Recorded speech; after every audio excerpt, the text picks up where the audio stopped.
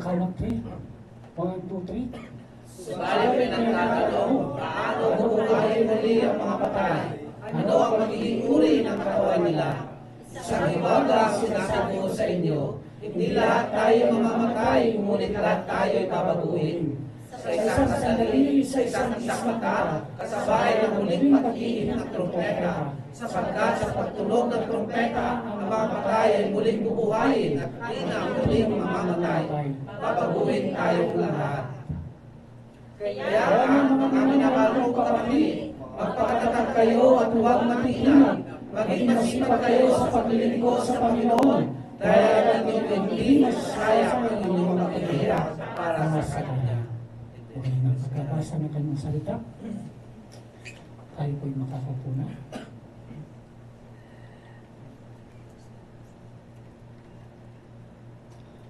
Amen.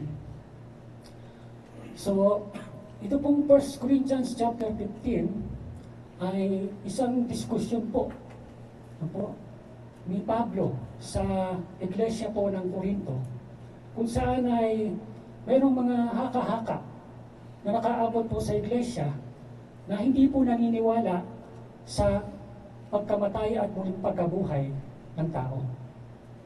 Amen?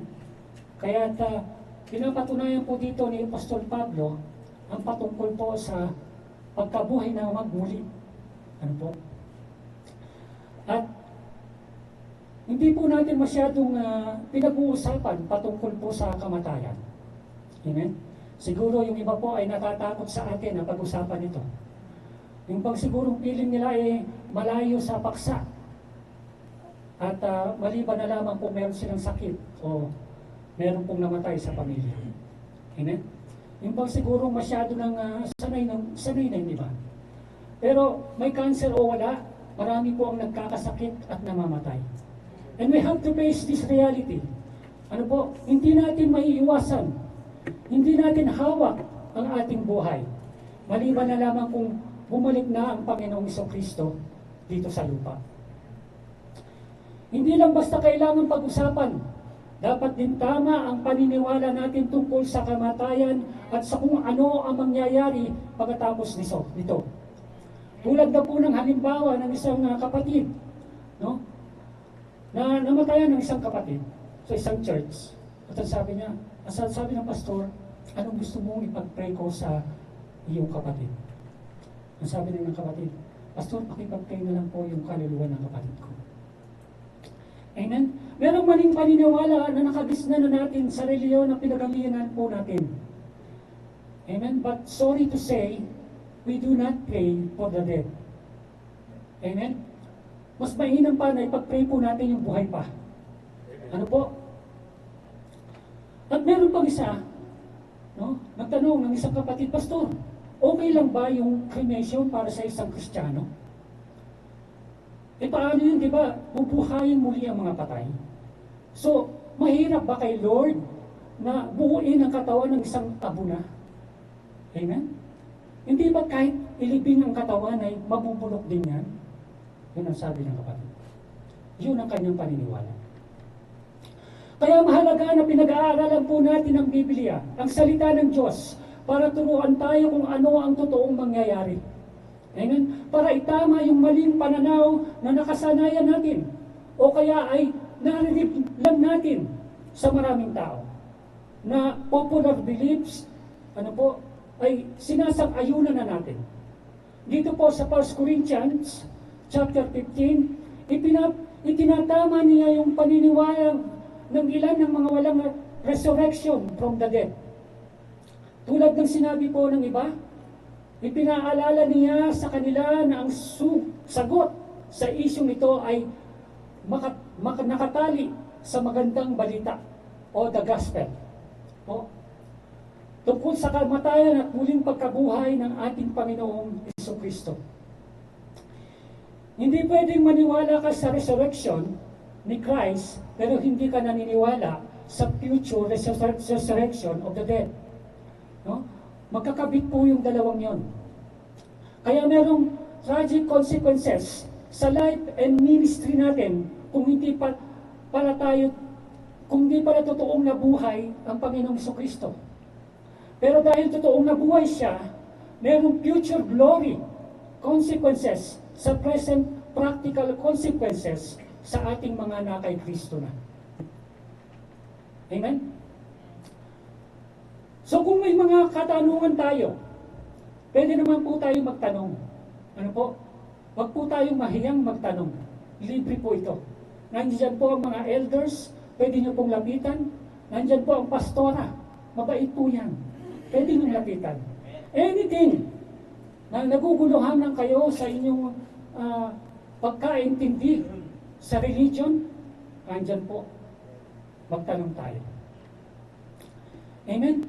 So dito, merong inaabang ng tanong si Pablo sa verse 35. No? Ang sabi yan, paano bubuhayin muli ang mga patay? Ano ang magiging uri ng katawan nila? Amen? Yun ang katanungan. Maring ito ay isang real honest question or anticipated objection sa iba na hindi talaga makapaniwalang merong resurrection from the dead. Take note, na karamihan po dito sa na mga Christian po dito sa Corinthians ay influenced by Greek philosophy na sa tingin nila na ang physical at material world kasama ang katawan ng tao ay masama at siyang ugat ng ibang masasamang bagay. Kaya kailangan ipaalam sa kanila ni Pablo yung goodness of God, no? Yung physical creation, kasama ang mga katawan natin doon, ay merong magandang plano ang Diyos para sa katawan natin pagkatapos ng kamatayan. Maaaring hindi eksaktong tulad ng mga Kristiyano sa Corinth, ang pananaw natin sa buhay, sa kamatayan, at sa katawan na meron tayo ngayon. Pero karamihan sa atin kapag pinag-usapan ang kamatayan, pangit ang hinain natin. Ano po? Na pumapasok sa kaisipan natin. Na hindi nga makatingin yung iba sa atin sa isang patay, sa kabaong. Ano po? Kahit maganda yung kabaong, kahit nakabarong yung namatay, nakataksido pa, no? Hindi makatingin. The sight of death is ugly for us. O kaya baga, pilit na gusto natin pahabain ang ating buhay. Kasi piling natin ang kamatayan ay isang kabiguan o defeat. Lalo na yung nakikipaglaban sa sakit tulad ng terminal cancer. Dahil pangit ang pagtingin natin sa kamatayan, ang sabi dun sa verse 35 to 49 ay binigyan tayo ni Pablo ng magandang larawan ng muling pagkabuhay. Mararanasan natin sa araw na iyon ang incomparable glory o karangalang walang kapantay. And then sa verse 50 to 57, dahil ang pagtingin natin sa kamatayan ay kabiguan, ipapaalala ni Pablo ang tiyak na tagumpay o inevitable victory na nakalaan sa atin sa muling pagkabuhay dahil kay Kristo. And then, he will close this section in verse 58 with a word of exhortation in light of the hope we have for our future resurrection. So, simulan po natin. The incomparable glory of the resurrection, verses 35 to 49. Amen? Sobrang crucial na maintindihan natin ito. No? Kaya, ang bungad po ni Pablo sa pagsagot sa question tungkol sa kung paano bubuhayin ang mga patay, ay sinagot niya sa verse 36. Ang sabi niya, hangal. Hindi nabubuhay ang binhing itinatanim hanggat hindi iyon namamatay. Amen? And 37, at ang tinanim ay hindi halamang malaki na, kundi binhi tulad ng butil ng trigo o ng ibang binhi. Ang Diyos ang nagbibigay ng katawan sa binhing iyon ayon sa kanyang kagustuhan. Bawat binhi binigyan niya ng angkop na katawan. So sinagot niya po yung katanungan na yun ng hangal. You foolish person. This is a strong word. Ano po? Pero wag niyo pong isipin na grabe naman po ito si Apostol Pablo, no? Manglait sa mga taga-Korinto. Pero may sinabi po siya sa verse 58, no? Naglambing po siya doon. Ang sabi niya, mga minamahal kong kapatid. Amen? So malamang sa malamang na ang ina-address niya ito ni Pablo ay hindi lamang yung mga ignorante na hindi nakapag-aral ng theology. Yung bang isang tao na sinasabing kilala nila ang Diyos, naniniwala sila sa gospel, pero in denial pa rin ang resurrection of the dead. As if merong imposible sa Diyos. Kung ganon, hindi mo talaga kilala ang Panginoon at ang kapangyarihan niya. Kaya sinabi niya sa verse 34, ang iba sa inyo'y hindi kilala ang Diyos. Sinasabi ko ito upang mapahiya kayo. Amen? Inihalin tulad ito ni Pablo sa isang binhi na itinanim sa lupa. Mawawala na ang binhi pero merong tumutubo na halaman. So kahit anong pang mangyari sa katawan mo ngayon, maputulan ka man ng kamay o paa, mabulok man ang katawan mo, sunugin man yan, maging abo man yan, malunod ka man sa dagat, kainin ka man ng pating. Ano po? Tulad ng binhi, ang Diyos ang nagbibigay ng katawan. So at the end of our resurrection, ang Diyos ang magbibigay sa atin ng katawan na much better kaysa katawan na meron tayo ngayon. Amen? It is the good news, hindi ko ba? Yes, isipin niyo, ano kaya ang katawan ko sa resurrection? Ano kaya ang itsura ko sa resurrection? Malamang ganito pa rin. Pero baga, ikaw pa rin yun. No? Pero a glorified version. No po? Na-upgrade, kumbaga. Amen? Huwag po natin isipin na para bang clinic po ito ni Pique Bello na pwede ka magpatangos ng ilong. Lord, gusto ko matangos ilong ko, matangkad ako, maputi yung buhok ko. Hindi po. No? We don't get to decide that. Ang Diyos ang magbibigay, ang Diyos ang magpapasya. Amen? Kung nung pagkatapos ng resurrection niya, sinabi niya na everything was very good. Sa Genesis chapter 1. Paano pa kaya sa new resurrection? Everything will very good. Ano po? It will be a glorious day para sa ating lahat. Amen? That is why yung glory na yon ang tinutukoy po ni Pablo, ano po, sa susunod na mga bahagi nito. Ang sabi po niya sa 39, 1 Corinthians 15:39 to 41, at hindi pare-pareho ang laman ng mga nilikhang may buhay. Iba ang laman ng tao, iba ang laman ng hayop. Iba ang sa mga ibon, at iba ang sa mga isda. May mga katawang panlupa at mayroong namang panlangit, panglupa. Iba ang kagandahang panlupa at iba ang kagandahang panlangit. Iba ang liwanag ng araw, iba naman ang liwanag ng buwan. At iba rin ang liwanag ng mga bituin, sapagkat maging ang mga bituin ay magkakaiba ang liwanag.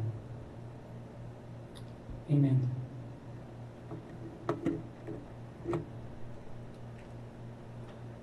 So lahat ng nilikha ng Diyos ay maganda. Amen po ba? Pakisabi sa katabi mo, guwapo ka. Pakisabi sa katabi mo, maganda ka. Maganda ka, kawangis ka ng Panginoon. Amen? Although siyempre, ang dali sa atin na pintasan ng iba o maging ang sarili natin. O nga merong kapangitan dulot ang pagbagsak ng tao sa kasalanan. Pero nananatili ang katotohanan na ang lahat ng nilikha ng Diyos, lalo ng tao na nilikha sa larawan niya, ay may taglay na kakaibang kagandahan. Pero dito po sa verse 39 to 41, bagamat sinabi ni Pablo na merong kagandahang panlupa, sinasabi din niya na merong liwanag o glory o ningning o glory ng kagandahang panlangit. Amen? So how much more at the resurrection day? Kapag meron ng new heaven and new earth at meron na tayong bagong katawan, ganun man kaganda ang tingin mo sa katawan na meron ka ngayon, there will be a greater glory in the resurrection day. Ano po? Magtataglay ka ng pambihirang nagniningning na kagandahan. And that is glory na bigay ng Diyos sa atin. No? Ang patuloy po ni Pablo na ipinapakita ang malaking pagkakaiba sa katawan natin ngayon at sa katawan ibibigay sa atin ng Diyos. Verse 42 to 44. Ganyan din ang muling pagkabuhay. Ang katawang inilibing ay mabubulok, ngunit ay mabubulok kailanman ang katawang muling binuhay. Pangit at mahina ng ilibing, maganda at malakas kapag muling nabuhay. Inilibing na katawang panlupa, muling mabubuhay bilang katawang panlangit. Kung may katawang panlupa, mayroon ding katawang panlangit.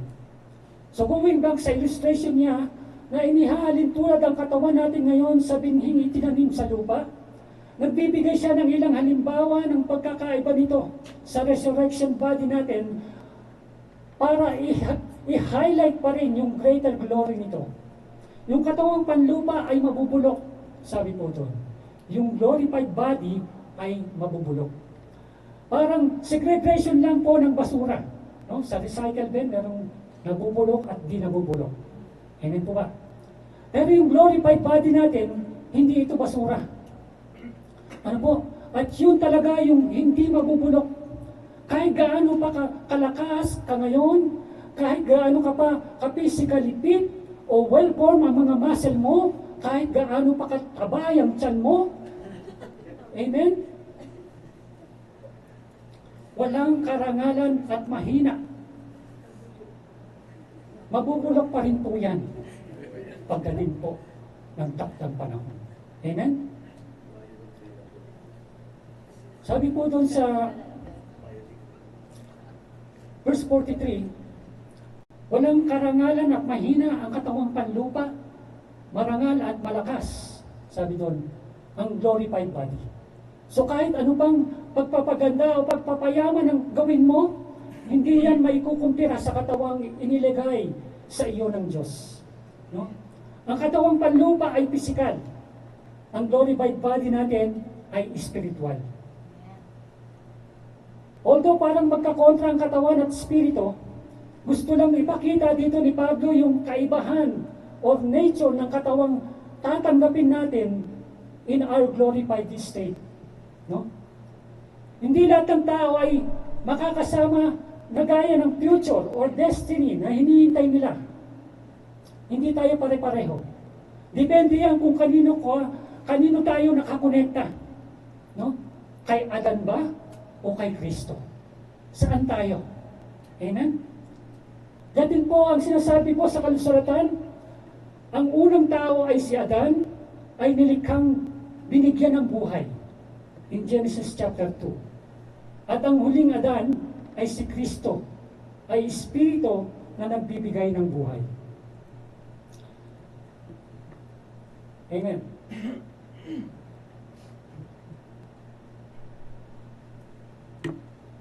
Sabi po sa verse 46, ngunit hindi nauuna ang spiritual.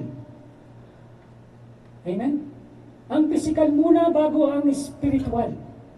Sa 47, ang unang Adan ay mula sa lupa, sapagkat nilikha siya mula sa alabok.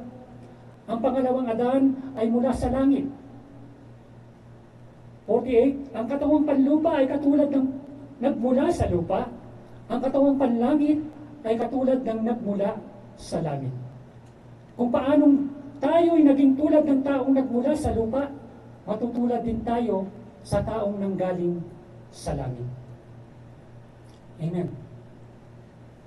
Lahat naman ng tao ay konektado po at nagmula kay Adan. Lahat tayo ay nilikha at nagmula sa lupa o alabok, at sa alabok din po tayo babalik. Amen? Pagdating po ng kamatayan. Ngunit si Kristo, totoong tao, Diyos na nagkatawang tao, ay higit sa lahat dahil siya ay nagmula sa langit. anak ng Diyos at siya ang espiritong nagbibigay ng buhay.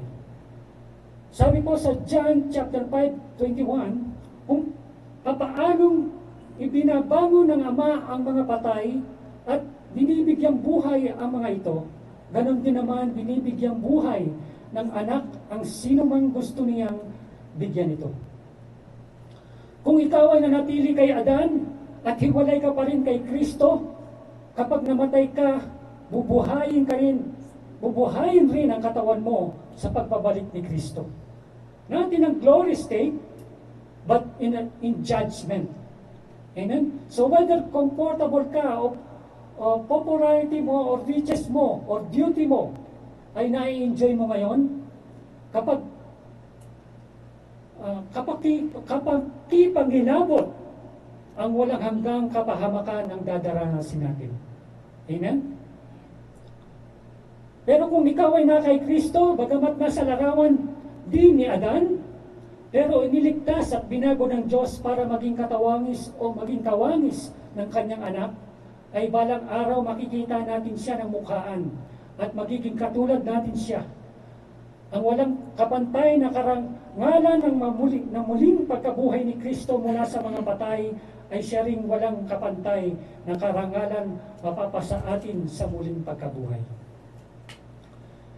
Gaano man kasaklap ang buhay mo ngayon, kumpira sa ginawa na tinatamasa ng iba, gaano man kapangit ang kamatayang sasapitin mo yun, yan ay hindi maihahambing sa napakagandang kalagayan or glory na mapapaas sa atin balang araw sa eternal weight of glory beyond comparison.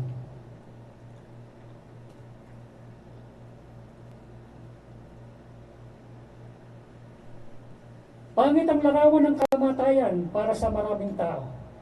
Pero kung pagbubulayan po ito, incomparable glory na mapapasa atin balang araw, hindi tayo matatakot na harapin ang kamatayan o suguin anumang panganib na maaaring idulot ng paglilingkod natin sa ating Panginoon. Dahil masasabi din natin, katulad po ni Pablo, to live is Christ and to die is gain. Dahil kung kinukumpira natin ang buhay natin ngayon sa isang takbuhin o isang laban, hindi pagkatalo o pagkabigo ang pagdating ng araw ng kamatayan natin. So we don't despair or lose hope. Bakit? Dahil sa tiyak na tagumpay o inevitable victory na meron tayo in the resurrection day.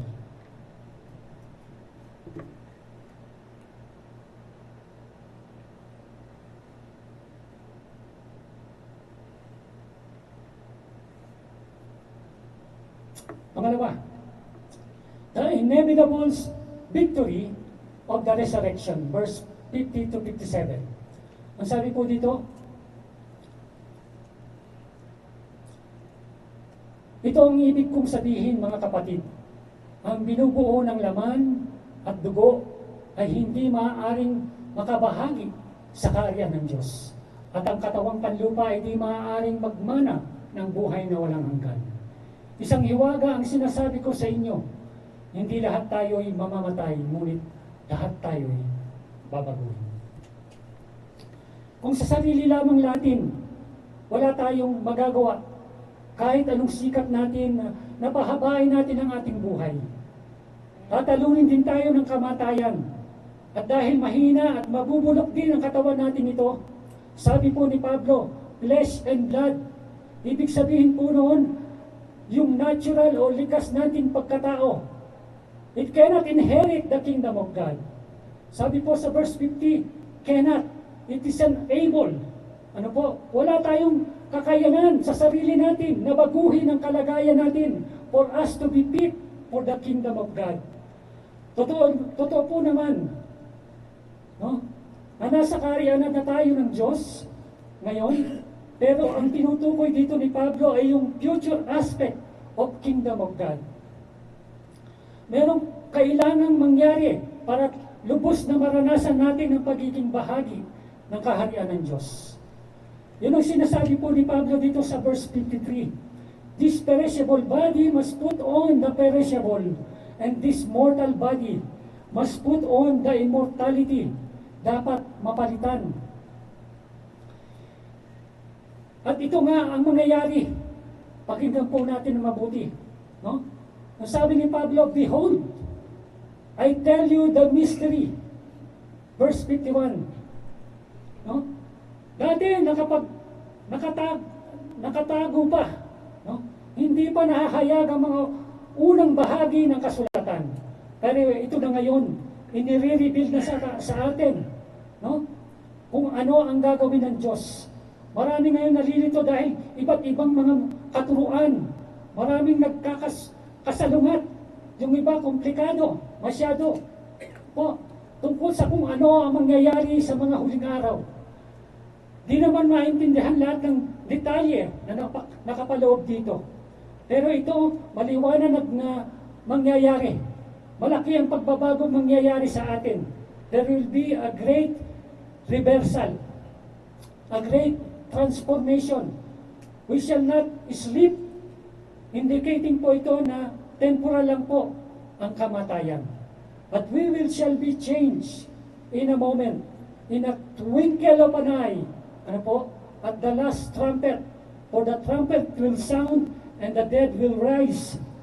And perishable, we shall be changed.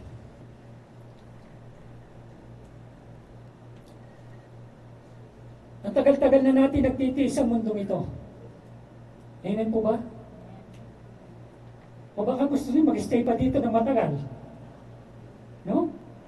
Ang tagal na natin naghihirap. Yung iba gusto magpahaba ng buhay eh. No? Ang tagal-tagal na nating nakikita ang sagot ng mga justice sa lipunan natin. Ang tagal-tagal na ng paghahatol doon sa floodgates ko, ano yun? Control. Flood control na problema yan. Ang tagal na. At ang tagal-tagal na din natin nakikipaglaban sa kasalanan. At ang inaasahan natin, pagbabago na mangyayari. Amen? Ang isang iglap, ang isang kisap mata, magbabago ang lahat. And this is sure to happen. Ito yung inevitable victory o tiyak na tagumpay na makakamit natin na kay Kristo. Amen. Ang pagtunog ng trumpeta na tinutukoy dito ay karaniwang ginagamit sa pagbabalik ni Kristo. Hudyat ito ng pagdating ng Panginoong Hesus. Ginamit nito sa mga military battle. At yung last trumpet ay sound of victory. Announcement, yan na hindi lang parating na ang hari ng mga hari, kundi nandun din yung announcement of total victory. At ito yung paulit-ulit na sinasabi po sa atin ni Pablo about resurrections of the dead. Announcement yan ng victory, victory, victory.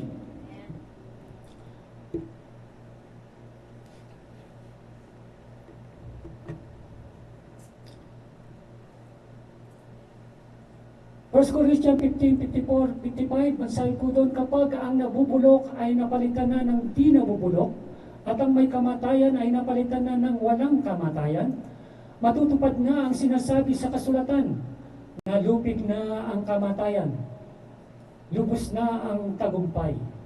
Nasaan o kamatayan ang iyong tagumpay? Nasaan o kamatayan ang iyong kamandag? Dalawang reference sa Old Testament ang binabanggit na dito na matutupad sa araw na yon. Yung isa galing po sa Isaiah 25:8 na ang sabi, He will swallow up death forever. The sovereign Lord will wipe away the tears from all faces. He will remove His people disgrace from all the earth. The Lord has spoken. At yung isa naman ay sa bahagi po ng Hosea. Ang sabi doon, I will deliver these people from the power of the grave. I will redeem them from death. Where, O death, are your plague?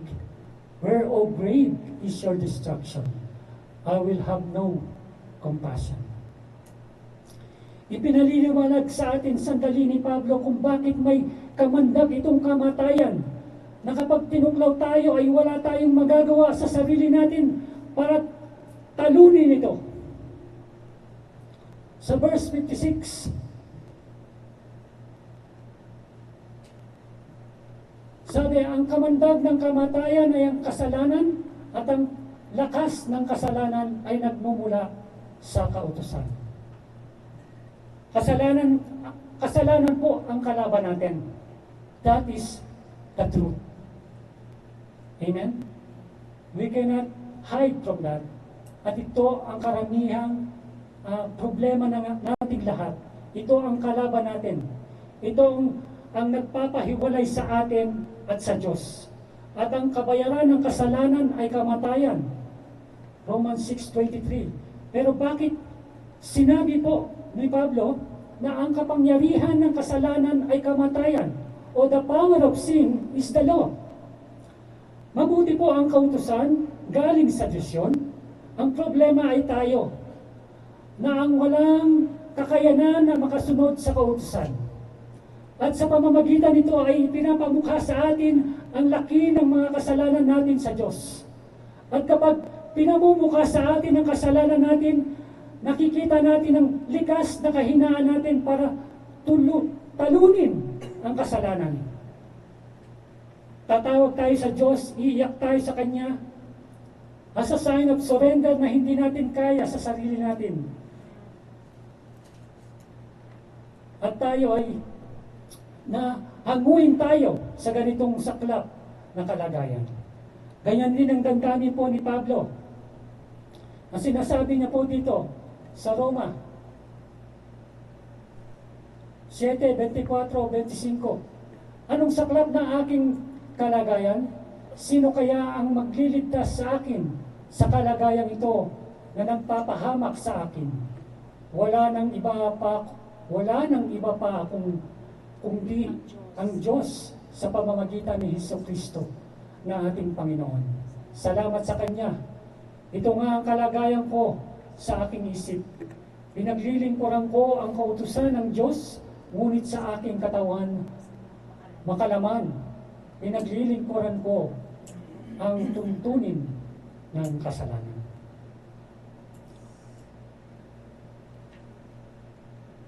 Amen.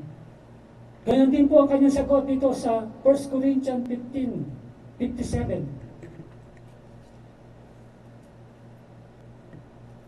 Magpasalamat tayo sa Diyos sapagkat tayo'y binigyan niya ng tagumpay sa pamamagitan ng ating Panginoong Hesus o ating Panginoong Hesukristo.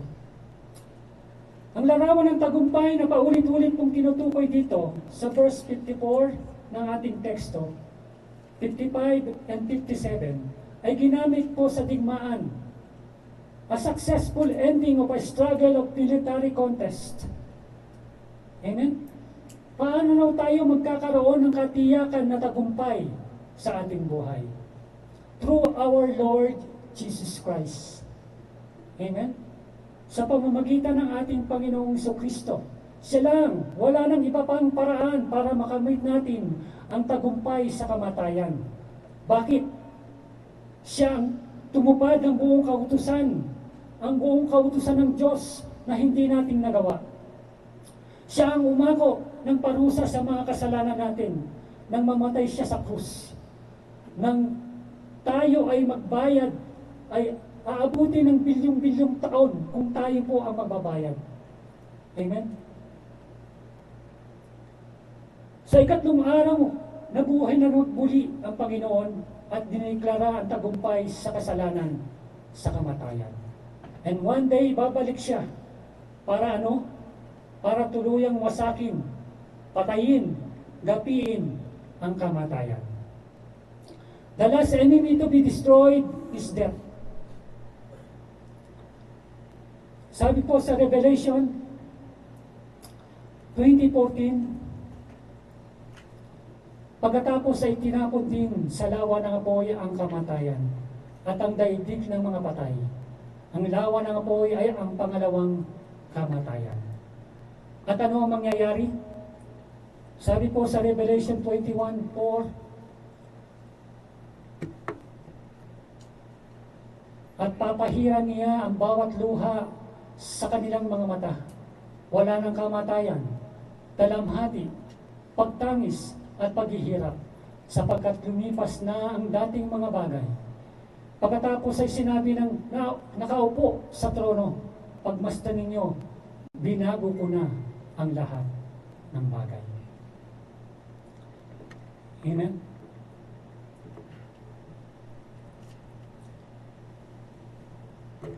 Praise God. In our concluding exhortation sa verse 59, 58,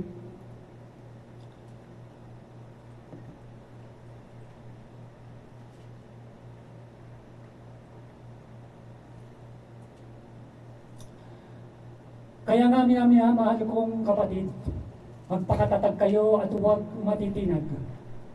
Maging masipag kayo sa paglilingkod sa Panginoon dahil alam ninyong hindi masasayang ang inyong paghihirap para sa Kanya. Tiyak ang tagumpay natin dahil kay Kristo. Walang kapantay ang karangalang nakalaan sa atin dahil kay Kristo. Kung ganito pala kalaki at kahalaga ang ginawa ni Kristo para sa atin, kung ganito pala kasiguro ang gagawin ng Diyos para sa atin, how then should we respond? Ito yung closing exhortation po ni Paul sa mga taga-Korinto. At ito rin po ang closing exhortation niya para sa atin lahat. Therefore, my beloved brothers, be steadfast, immovable, always abounding in the works of the Lord, knowing that in the Lord your labor is not in vain. At bilang kapatid ninyo kay Kristo, sinasabi ko rin ito sa inyo dahil sa pagmamahal ko sa inyo bilang mga kapatid kay Kristo. Be steadfast, immovable. Maging matibay ang paniniwala ninyo tungkol kay Kristo at sa ginagawa niya para sa inyo. Huwag kang patatangay basta-basta sa kung ano-anong mga maling aral o mga kinagisnang tradisyon o mga superstition na kontra sa turo ng Biblia. Sa panahon ng kahirapan ngayon, magpakatatag ka sa pananampalataya at patuloy na manindigan sa Ebanghelyo at panghawakan ng mga pangako ng Diyos na nakay Kristo. Ito yung paninindigan na hindi lamang nakatayo o passive, walang ginagawa.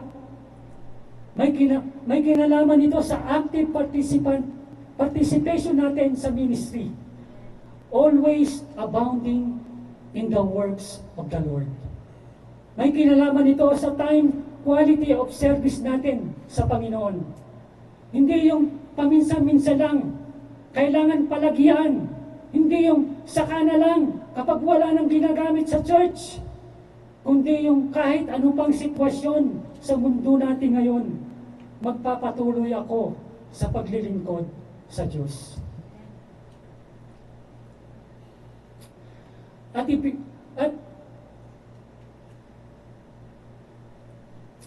ibibigay ko ang lahat ng makakaya ko para sa ministeryong ito. Gagawin natin ito for the church, not for the pastor, but primarily for the Lord. After all, this is the work of the Lord. Sa Kanya po ito. We preach the gospel kasi gawain nyo ni Lord. We make disciple kasi gawain nyo ng Panginoon. We plant churches kasi yun ang strategy ng Diyos. We reach nation kasi yun ang mission ng Diyos sa atin.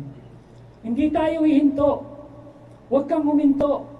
Habang hinihintay natin ang pagbabalik ni Kristo at ang muli niyang pagkabuhay. Ano po? Pagkabuhay ng muli. Ang pagkabuhay natin muli. Oh, amen? Mahirap.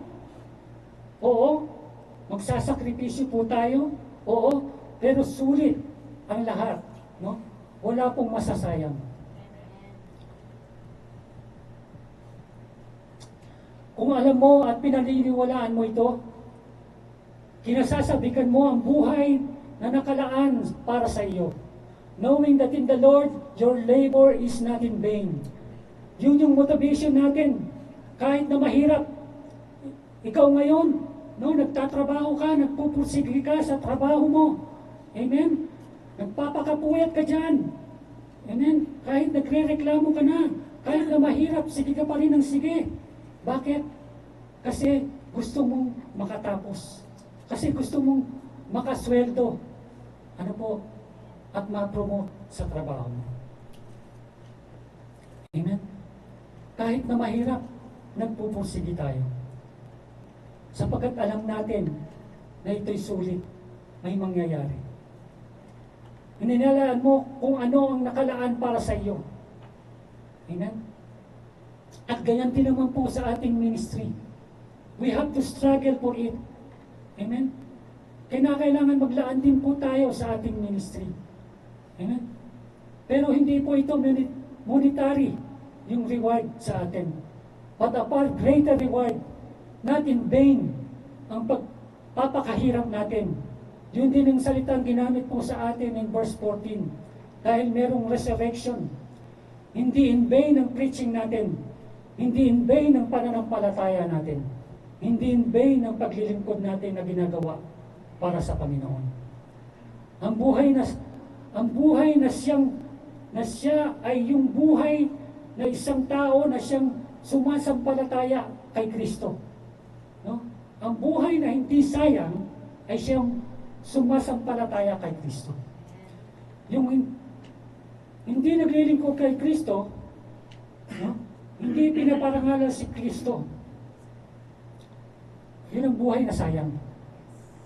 Amen? At bakit ko po sinasabi ang lahat ng ito sa inyo? Bakit nagtyatsyaga po ako kasama ng mga elders po at iba pang mga aktibong naglilingkod dito sa church? Dahil walang kapantay ang karangalan na nakalaan sa atin. Dahil tiyak ang tagumpay na makakamit natin sa pagbabalik po ng ating Panginoong Kristo. So, kung tayo po'y nanghihina na, we are struggling in our ministry, magpatuloy po tayo. Keep on going. Kung bumagsak ka, bumangon ka. Amen? Lagi mo'y pag-asa, kapatid. Ano? Kung tayo nadapa, bumangon. Kung nagkamali, humingi ng tawad. Humingi ng sorry kay Lord. Bumalik sa Kanya. Amen? At pag sinasaway, magpasaway din naman. Amen? Huwag na mag-tantrums. Bumalik. Amen? Ang Kristiyano po hindi seasonal. We are not a seasonal Christian. Palagi tayong sumasabak sa laban. Huwag tayong magpapadaig sa kalaban. Huwag tayong magpapadaig sa kasalanan. Yan ang number 1 nating kalaban. So, go on and on and on and go straight for the victory. Sapagkat alam natin ang nakalaan para sa atin sa dulo. Kaya yan po ang exhortation ni Pablo sa atin, no? Bilang kanyang pangwakas and concluding saying para sa bawat sa atin. Kaya nga mga minamahal kong kapatid, magpakatatag tayo at huwag matitinag. Maging masipag tayo sa paglilingkod sa Panginoon dahil alam ninyong hindi masasayang ang inyong paghihirap para sa Kanya. Magpatuloy po tayo bilang lingkod ng Diyos. Tayo pong lahat ay tumayo.